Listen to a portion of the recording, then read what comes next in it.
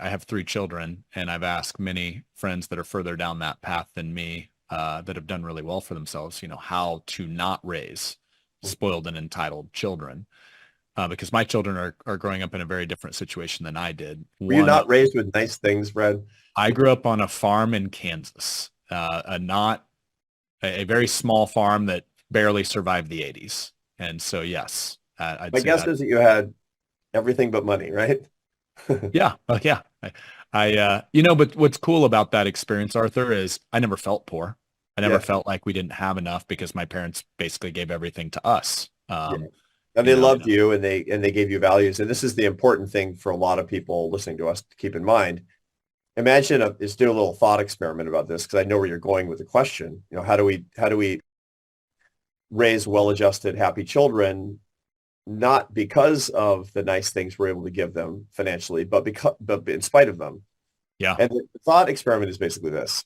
If you had a choice for your child to be born with $500,000 in a trust fund or to be raised with love and good values, what would you choose? And I know 100% of the people watching us, listening to us, what they say. Give me door number two, Monty. That's it. Give me door number two. I'll take the good values and the love 100 times out of 100. Why? Because they have a huge likelihood of also getting the 500,000. But even if they Yeah. don't, they'll be better adjusted, more loving people with more successful lives is the way that will turn out. So, okay. So therefore, your number one goal is not figuring out how to lavish them with things or not lavish them with things. It's to see you living in a happy way with a happy marriage, treating your spouse with love and with respect.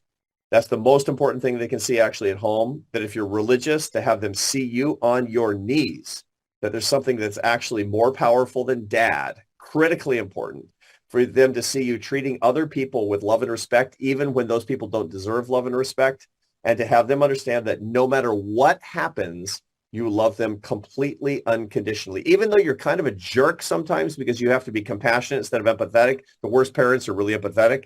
The best ones are compassionate, meaning you have to do hard things they don't like, but it's always for their good. And they Mm. see that, they're going to grow up with that. And whether they're rich or they're poor, they're going to be just fine.